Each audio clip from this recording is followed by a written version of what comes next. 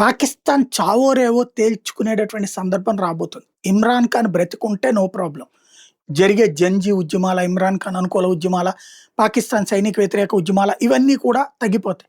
ఇమ్రాన్ ఖాన్ మొన్న చనిపోయాడన్నటువంటి ప్రచారం వాళ్ళ సోదరి అలాగే ఇమ్రాన్ ఖాన్‌తో పాటు అరెస్ట్ అయ్యి జైళ్లలో ఉన్నటువంటి వాళ్ళ ప్రతినిధులు, వాళ్ళ బంధువులు వెళ్ళడానికి ప్రయత్నిస్తూ కూడా అపాయింట్‌మెంట్ ఇవ్వకపోవడంతో బిగినైనటువంటి ఆందోళన ఆళ్ళని కొట్టడంతో పతాక స్థాయికి చేరి పాకిస్తాన్ అంతా రచ్చరచ్చ అయింది. చివరికి జైలు అధికారులు లేదు ఆయన బతికే ఉన్నాడు, పూర్తి ఆరోగ్యంగా ఉన్నాడని ప్రకటించడంతో ఆగింది. అయితే మాకు ఆధారాలు కావాలని అడిగారు.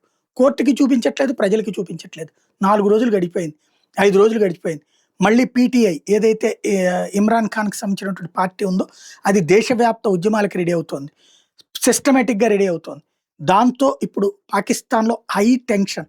144 సెక్షన్ విధించారు పలు ప్రాంతాల్లో. రావల్పిండి లాంటి చోట్ల సైనిక పటాలాలుండే ప్రాంతాల్లో ఎవరిని మోహరించకుండా చూస్తున్నారు. పబ్లిక్ గ్యాదరింగ్స్ పెరిగిపోతున్నాయి. ఏ క్షణంలో ఏం జరిగినా ఆశ్చర్యపోనక్కర్లేదు పాకిస్తాన్‌లో.